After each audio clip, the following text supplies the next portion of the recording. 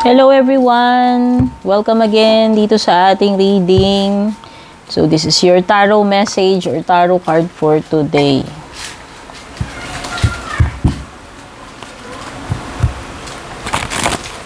Don't forget to like, share, follow, and subscribe kung hindi pa po kayo nakasubaybay.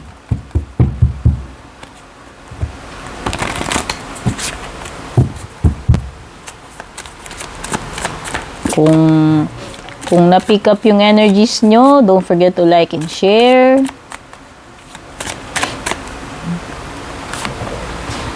Tarot card nyo for today is, wow, the Ten of Cups.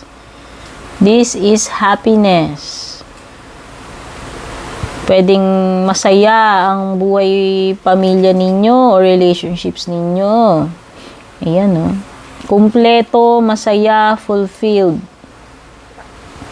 Ito yung happily ever after card, o diba? Yun nga yung nasa isip ko eh. Tawag ko dito happily ever after, nakasulat. Sakto.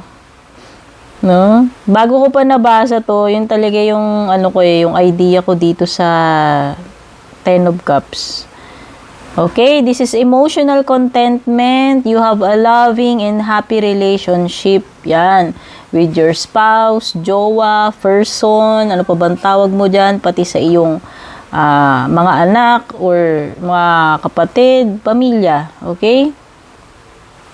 Pwedeng this is also a card about pagpasok sa pagpapamilya, no? Kung nagpaplano kayong mag-asawa at magkaanak, ito yun, no?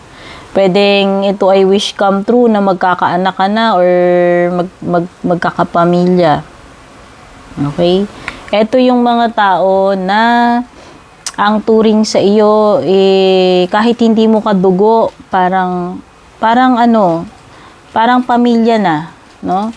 This is a sense of belonging.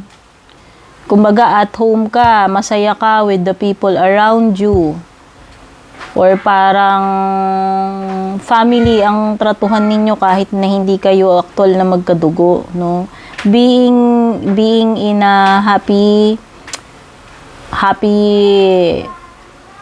environment, ganun, na parang